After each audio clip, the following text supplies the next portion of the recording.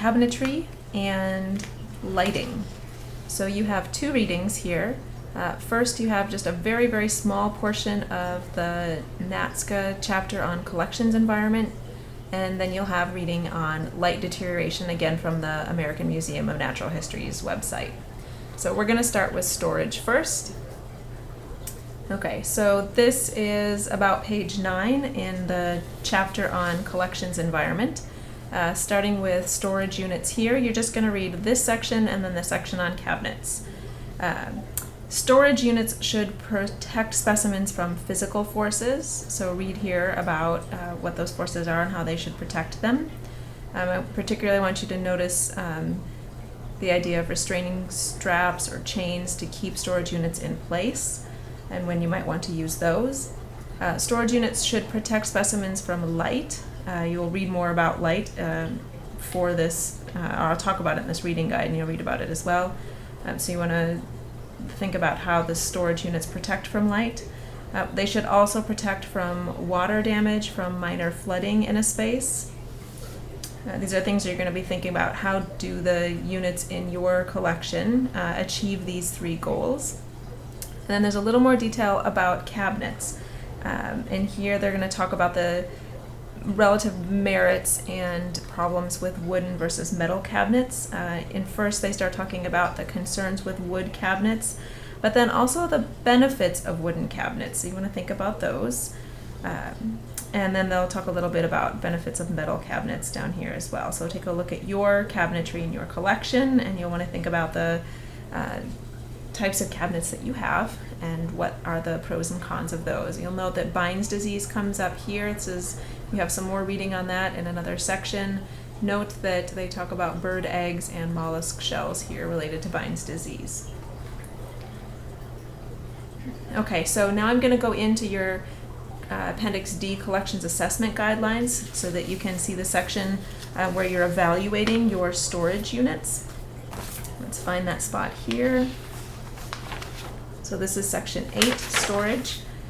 So you're going to want to describe the type of hardware used in storage. What do your cabinets look like? What condition are they in? So you'll go answer these kinds of questions. You'll want to look around and see if there are non-collections items housed in your storage, in your cabinets. Are the objects well supported? Are they padded against that physical damage that you just read about? Is there acidic storage equipment? Do we have buffered materials protecting from that? Ignore these next few questions, and then of course this relates to some of the first questions you answered from the questions in the practical handbook, looking at doors into the storage area, if they have gaskets. These are things you've probably already looked at. Thinking about ease of cleaning, thinking about the space itself, open space. Just look around, be observant for pipes and things running through the area. And I think you've probably already looked at this, but I just want to point out these questions. And then think about the location of the storage area within the building. Is it below grade, meaning is it in a place where water can be pooling? And then here are objects located at least 4 inches off the floor, regardless of if your collection is located below grade.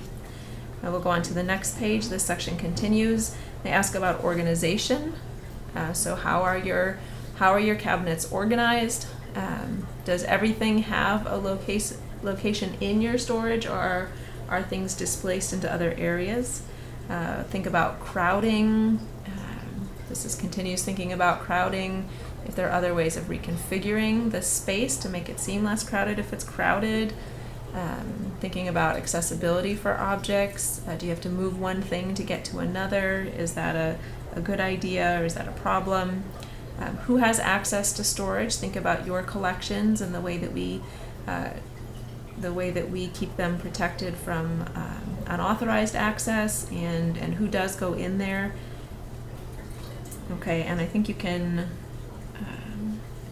the next one I want you to consider, don't worry about these first two, but then look in here. You're going to use that specimen flow chart that I've already described to you in a previous guide. How are specimens moved into and out of collections? Do we have do we have precautions for preventing contamination and so on? So here we are, just this part here. Okay, so that's the part on storage. In this same guide, I'm going to talk to you also about light, right? Your storage cabinet should be protecting your specimens from light. So this is a natural connection here. This is a link, right, to the AMNH site. So here I've clicked on that link, then it opens up. Okay, so this is another one of these chapters where I think if you make yourself a little chart, it will help you keep your thoughts organized. There are different types of light, right? Light goes on a spectrum. We talk about UV and visible and infrared light as being 3 major categories. So make yourself a chart of those types of light and then the types of damage that they can cause, the source of that light in a collections context, and then what can you do about it. That would be a very helpful chart to make for yourself. Organize your thoughts. Okay, so we have sections here on UV light, right, on visible light. This is all important stuff. Of course, they have this nice chart which sort of gives you an idea of the susceptibility of the different types of specimens you might encounter. So inorganic natural history specimens are the least susceptible to light damage. Bone and ivory here, these are slightly more susceptible. We keep moving on, and then the most susceptible are going to be organic-based natural history specimens. That's most of what you guys will be working with. So then they have recommendations of the amount of illuminance that is acceptable. Okay, now I'm just going to point out, this is sort of an overall, what does light damage look like? How do you find evidence of it? And what is it, right? It's cumulative and irreversible, really important. And then they talk about that you both need to be considering the amount of time that a specimen is exposed to light, as well as the intensity of light, right? Low light for a long period of time could be just as bad as high light for a short amount of time. Okay, they're gonna say the most common types of light damage. You want to know what those common types are.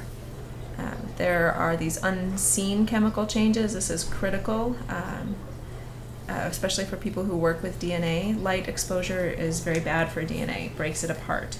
I'll bring that up again in a little bit here. Okay, they talk a little bit about the difference between exhibit and storage for light. So what kinds of requirements are there for light in these two contexts? And then they give you some methods, and this is great. What do I do about it? Methods to reduce total light exposure here. Methods for just UV light, right? That's the kind that isn't going to disturb your viewing of a specimen. And we can't detect it. It's not helpful to us, so eliminating it entirely is great. And these are ways that you can actually eliminate UV light. So you're going to want to think about these also in terms of your collection, and I'll go over that in the other document. Okay, now they're going to go material specific, right? So if you're working in a collection that has fluid preserved specimens, I know this says invertebrate zoology collections, but this is the section on fluid preserved specimens. You guys, I think almost all of you will have that in your collection, so you want to pay attention to this for your activity, but also just to know. Keep going, and I do want to point out that they do say that controlling light levels should be a priority, and you know that, or I wouldn't be asking you to read about it, but I just want to point out that it is very important. They talk about paleontology collections, and of course we have those in our collection. You guys aren't working with them right now, but most natural history museums do have some. They mention this idea of subfossil material, and we haven't talked too much about that, but subfossil means basically that the specimen is not completely mineralized. For me and my particular research, that means that biological components are still there, or likely to still be there, in particular sequenceable DNA.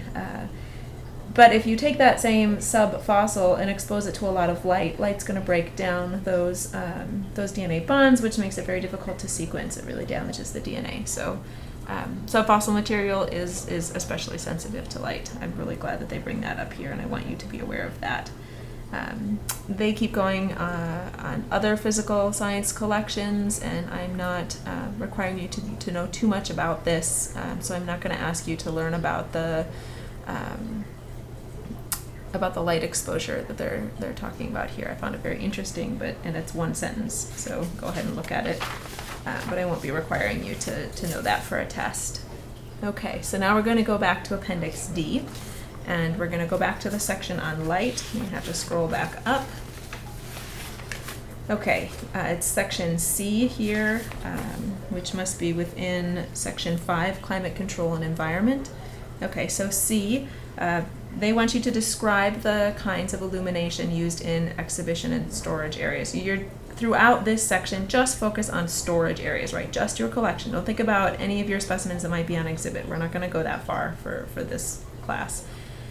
So what are the sources of light, right? The sources of light in your, just in your collection, okay? Are there curtains or blinds? You want to look at that. How are they controlled? What types of lights do we have in our storage room? Don't worry about the regular maintenance. We're really not gonna talk too much about maintenance for all of this document. Is one way of helping you limit the amount that you need to pay attention to. Okay. So now going on to the next section, they're asking about types of filtration to reduce UV. They want you to pay attention to if light is reflected off of wall surfaces. I will tell you now that we have not treated our walls to absorb UV radiation. It's asking you to think about if there's screening material or shields on fluorescent tubes. We don't use any of those, but I did want you to notice that this is something that people do and something that an assessor will be looking for.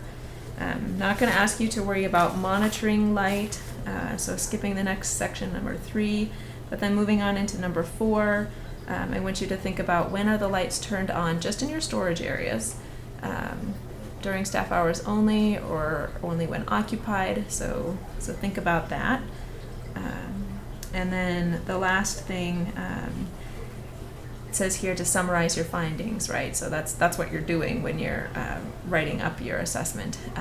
But I want you to, in particular, this section here where it asks, have any objects noticeably faded or become damaged? So look around your collection. This is where your power of observation comes into play. Look around and see if there are specimens sitting out that you think show obvious light damage. This will be important to see.